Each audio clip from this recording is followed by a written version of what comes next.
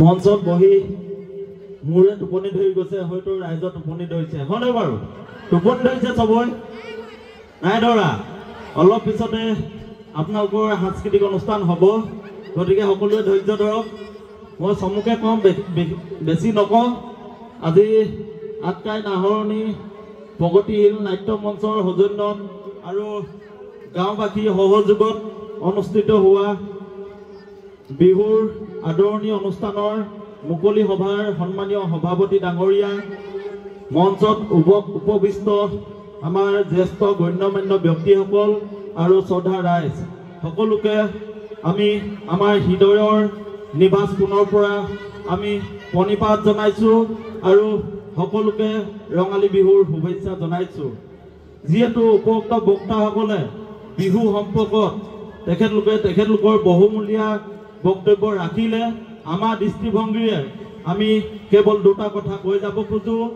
কাৰণ আপোনালোকে দেখিছে যে আমাৰ অসমীয়া জাতীয় উৎসৱ বিহুটো বৰ্তমান বাণিজ্যিকৰণ হৈ গৈছে। বিহু এতিয়া যি ধৰণে আগৰ পৰম্পৰা আছে, বিহু যি ইতিহাস আছে, যি মাদকতা আছে, ইয়াক আমি কোনোবাখিনিত হেৰুৱাই পেলাইছোঁ। আমি জাতীয় সাজপাৰ ক্ষেত্ৰতেই হওক বা বিভিন্ন ক্ষেত্ৰত বিহু আমি যি ধৰণে উদযাপন কৰোঁ, এই ক্ষেত্ৰসমূহত আমি বিহুৰ যি মাদকতা বা বিহুৰ যি ইতিহাস আমি হেৰুৱাই পেলাইছোঁ। গতিকে শ্ৰদ্ধাৰ ৰাইজ, আমি গাঁৱৰ মানুহবোৰে যিসমূহ আমি নিভাজ অসমীয়া, আমি অসমীয়া মানুহে আমাৰ বিহুটো আমি জীয়াই ৰাখিব লাগিব। আজি আপোনালোকে দেখিছে যে তিনিচুকীয়া দৰে জিলাত চৰকাৰৰ পৃষ্ঠপোষকতাত বিহাৰী দিৱস পাতিবলৈ সাহস কৰিছে, কিন্তু আমি গাঁওসমূহত আমাৰ য'ত আমি নিভাজ অসমীয়া মানুহখিনি বসবাস কৰোঁ, সেই অঞ্চলতে আমি অসমীয়া মানুহখিনিয়ে আমাৰ নিজৰ পৰম্পৰাই, আমাৰ জাতীয় সাজ পোছাকে আমি বিহুখন আজি সঠিক ৰূপত পাতিব পৰা নাই। আপোনালোকে দেখিছে যে উপৰোক্ত বক্তাই কৈ গ'ল, আজি বিহুখনত হুঁচৰি নাই। আৰু আপোনালোকক এই চেগতে মই কৈ যাওঁ, আজিকালি ঘৰে ঘৰে হুঁচৰি পাবলৈ টান। আগতে আমি ঘৰে ঘৰে হুঁচৰি মাৰিছিলোঁ, কিন্তু আজিকালি ঘৰে ঘৰে বচা বচা মানুহক লৈ চিঠি দিয়া হয়। মানে বিহু সম্পূৰ্ণৰূপে বাণিজ্যিকৰণ কৰি দিয়া হৈছে। আৰ্থিকভাৱে সবল ব্যক্তিৰ ঘৰতহে বিহু আজিকালি প্ৰদৰ্শন কৰা হয়, কিন্তু আমি আগতে বিহু সকলোৱে ঘৰত মাৰিছিলোঁ। আমি ধনী দুখীয়া বচা নাছিলোঁ, সকলোকে সমান মৰ্যাদা সমান দৃষ্টিৰে আমি চাইছিলোঁ, কিন্তু আজিকালি সেই পৰিৱেশ নোহোৱা হৈছে। গতিকে শ্ৰদ্ধাৰ ৰাইজ, আমি আপোনালোকক অনুৰোধ জনাই যাওঁ যে আমাৰ বিহু জীয়াই থাকিলেহে আমাৰ অসমীয়া জাতিটো জীয়াই থাকিব। আমি বিহুক জীয়াই ৰাখিব লাগিব। বিহু আমাৰ অসমীয়া জাতিৰ আয়ুস ৰেখা বুলি কোৱা হয়। গতিকে সমগ্ৰ বিশ্বত যদি আমি চাওঁ, আমি অসমত এমুঠিমান অসমীয়া মানুহ আছোঁ। গতিকে আমি এমুঠিমান অসমীয়া মানুহে আমাৰ বিহুটো জীয়াই ৰাখিব লাগিব, আৰু তেতিয়াহে হয়তো অনাগত দিনত অসমীয়া জাতিৰ অস্তিত্ব থাকিব।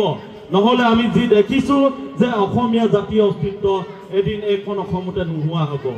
আপোনালোকক অতি দুখৰে জনাওঁ যে বিহু কৃষিভিত্তিক উৎসৱ, মানে আমাৰ আৰ্থিক দিশটোৰ লগত জড়িত।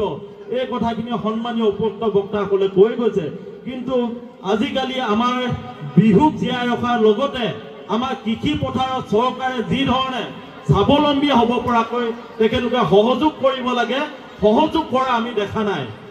বৰঞ্চ চৰকাৰখনে হিতাধিকাৰী সৃষ্টি কৰিছে। এটা জাতিক স্বত্বাধিকাৰী কৰি তুলিবলৈ চৰকাৰখনে কোনোদিন তেখেতলোকৰ ভূমিকা ল'ব লাগে বা যি তেখেতলোকৰ অৰিহণা থাকিব লাগে, এই অৰিহণা কিন্তু আজিৰ তাৰিখত আমি দেখা নাই।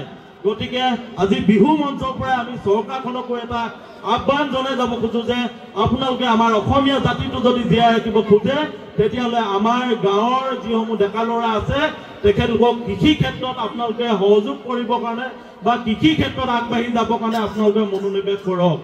যদি আমি বছৰেকত 3 বাৰকৈ খেতি কৰিব পাৰোঁ, তেতিয়াহ'লে আমাৰ গাঁৱৰ ডেকা ল'ৰাসকলে গৈ আজি কেৰেলা বা মুম্বাই বেংগলোৰত থাকিবলগীয়া নহয়।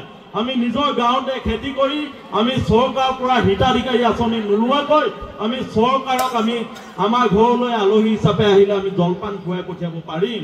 গতিকে শ্ৰদ্ধাৰ ৰাইজ, এই কথাখিনিকে ক'লোঁ। আমাৰ জাতিটো যদি সদায় উন্নয়নমুখী হ'বলৈ হয়, আমাৰ জাতিটো যদি আমি জীয়াই ৰাখিবলৈ হয়, তেতিয়াহ'লে আমি সকলোৱে কৰ্মমুখী হ'ব লাগিব। কেৱল হিতাধিকাৰী হৈ আমাৰ জাতিটো জীয়াই নাথাকে। যদি আমি হিতাধিকাৰী হৈ জীয়াই থাকিব খোজো তেতিয়াহ'লে এইখন অসমত আমাৰ জাতিটো অস্তিত্ব বিপন্ন হ'ব। এই কথাখিনিকে ক'লো। যদি কওঁতে যদি মোৰ কিবা ভুল হৈছে নিজৰে সন্তান বুলি সকলো ৰাইজে ক্ষমা কৰি দিব বুলি মই অনুৰোধ জনাইছো। ধন্যবাদ। জয় আই অসম।